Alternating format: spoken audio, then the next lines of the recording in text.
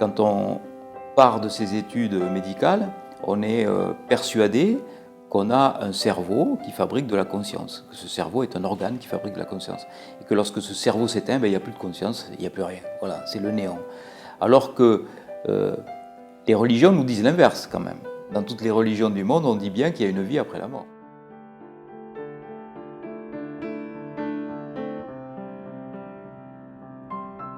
Je m'orientais plutôt vers une carrière de médecin généraliste et j'ai voulu me confronter à l'urgence. Donc je me suis inscrit dans un stage de SAMU et c'est lors de ce stage de SAMU que j'ai vécu quelque chose qui a transformé ma vie.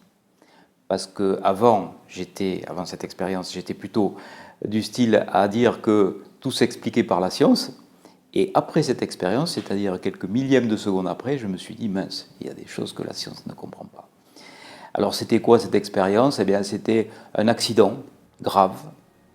J'étais confronté donc à le gérer tout seul.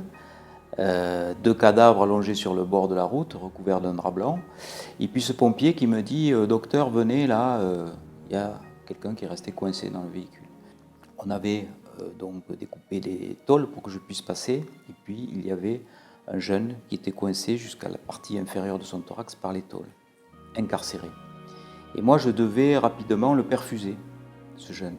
J'étais à quelques centimètres de lui, à quelques centimètres de son visage, et je revois encore ma main tremblante sur son bras livide, fouillant encore et encore pour chercher cette veine, et je ne la trouvais pas, cette veine.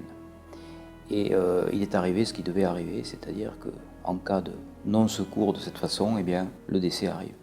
J'ai vu cette étincelle de vie qui partait de ce regard, la pupille qui se dilatait, et c'était la première fois que je voyais mourir quelqu'un devant moi, mais c'était quelque chose de très intime. J'ai senti, physiquement ressenti, une présence qui partait de ce corps et qui m'a frôlé sur la droite, et c'était une présence qui était à la fois joyeuse et vivante.